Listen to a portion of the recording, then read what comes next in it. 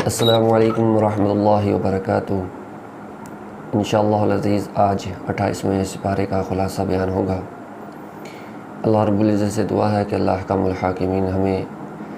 قرآن مجید پر غور کر کے فکر کر کے اور اس کے بعد عمل کرنے کی توفیق نصیب فرمائے، آمین۔ 28ویں پارے کے شروع میں اللہ رب العزت نے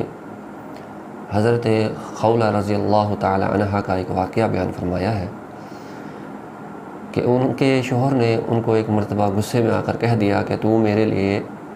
میری والدہ کی طرح ہے، ماں کی طرح ہے، اور اس وقت اسے طلاق تصور کیا جاتا تھا چونکہ ابھی طلاق کے احکام نازل نہیں ہوئے تھے اور اسے زہار کہا جاتا ہے۔ تو انہوں نے اپنی بیوی کے ساتھ اظہار کر لیا، یہ کہہ دیا کہ تو میرے لیے میری ماں کی طرح ہے۔ تو سیدہ خولہ رضی اللہ تعالی عنہ بہت پریشان ہوئی، فکر لاحق ہوئی، اور وہ اس فکر کے عالم میں امام کائنات صلی اللہ علیہ وسلم کی بارگاہ میں تشریف لے گئیں اور جا کے اپنا ماجرا بیان کیا۔ تو امام کائنات صلی اللہ علیہ وسلم تو وحی کے بغیر بات نہیں کرتے، اپنی مرضی سے کوئی دین میں اضافہ یا کمی نہیں کرتے۔ تو اللہ کے نبی صلی اللہ علیہ وسلم نے اس دور کے مطابق فرمایا کہ بی بی تو اب اپنے شوہر کے لیے حرام ہو چکی ہے۔ تو وہ بہت زیادہ پریشان ہوئیں اور اللہ کے نبی صلی اللہ علیہ وسلم سے انہوں نے تکرار شروع کر دی، حتیٰ کہ نبی صلی اللہ علیہ وسلم ان کے بے حد تکرار کی وجہ سے پریشان ہوئے۔ آپ نے ایوائڈ کرنے کی کوشش کی کہ اب جب اللہ کا حکم نہیں ہے تو اللہ کے حکم کے آگے تو امام کائنات صلی اللہ علیہ وسلم بھی بے بس ہے۔ تو یہاں پر ایک بات اور بھی ثابت ہوتی ہے کہ اللہ کے نبی صلی اللہ علیہ وسلم کو جب یہ اختیار نہیں کہ وہ اللہ کی مرضی کے بغیر کوئی بات کریں، تو کوئی امتی کیسے اللہ کی مرضی کے بغیر، وحی کے بغیر، قرآن حدیث کے بغیر کسی چیز کا حکم، کسی چیز کو حلال و حرام کر سکتا۔ اور دوسری بات یہاں پر یہ بھی ثابت ہو رہی ہے کہ اللہ کے نبی صلی اللہ علیہ وسلم کو لوگ کہتے ہیں کہ آپ صلی اللہ علیہ وسلم مختار کل ہیں۔ اگر اللہ کے نبی صلی اللہ علیہ وسلم مختار کل ہوتے ہیں تو آپ کے سامنے ایک لاچار عورت کھڑی تھی، بے بس عورت کھڑی تھی، اللہ کے نبی صلی اللہ علیہ وسلم کچھ نہیں کر سکے جب تک کہ اللہ کی طرف سے وحی نہیں آ گئی۔ اب یہ بحث کر رہی ہیں، تکرار کر رہی ہیں، تو اللہ کے نبی صلی اللہ علیہ وسلم نے ان کو جواب نہیں دیا۔ تو انہوں نے کیا کیا، انہوں نے ڈائریکٹ اپنی کال اللہ کے ساتھ ملا لی۔ پھر اللہ تبارک تعالیٰ سے دعا کی کہ اللہ اس میں میرا تو کوئی قصور نہیں ہے، میرے تو چھوٹے چھوٹے بچے ہیں، میں بے بس ہوں، بچوں کو لے کر کہاں جاؤں۔ جب اللہ کے سامنے اپنی بے بسی کو ظاہر کیا، اپنی لاچارگی اللہ کے سامنے رکھی، تو اللہ احکم الحاکمین نے فوراً جو ہے وحی نازل فرما دی کہ قد سمع اللہ قول التی تجادلک فی زوجہا وتشتکی الی اللہ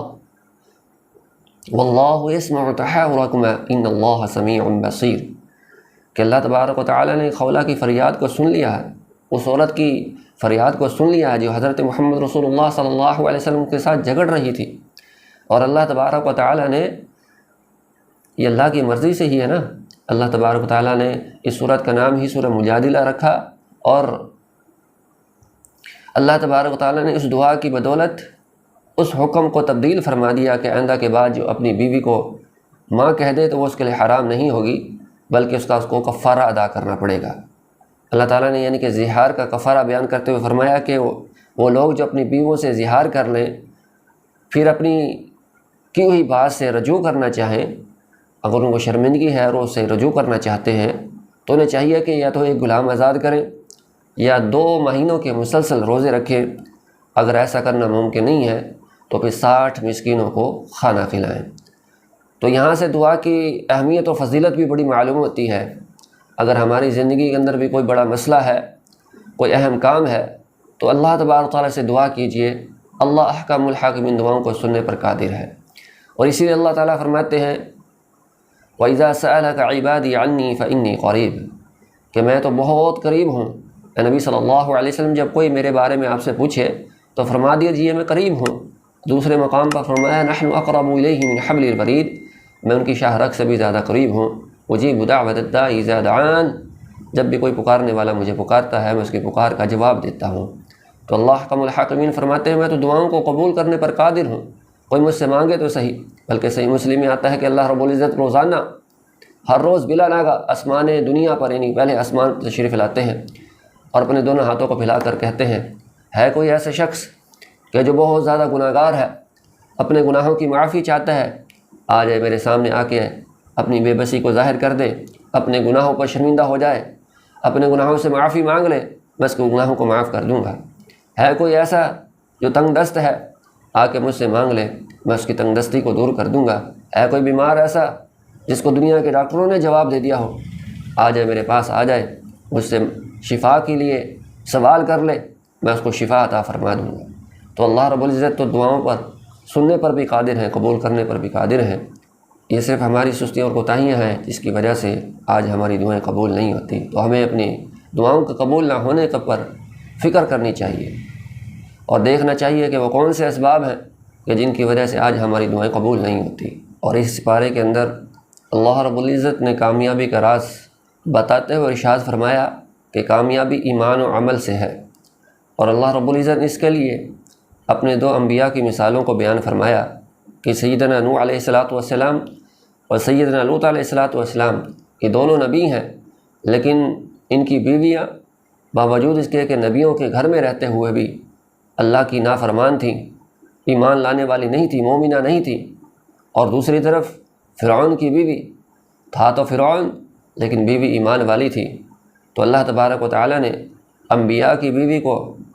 معاف نہیں فرمایا، نجات کا ذریعہ نہیں قرار دیا۔ اللہ تبارک و تعالیٰ نے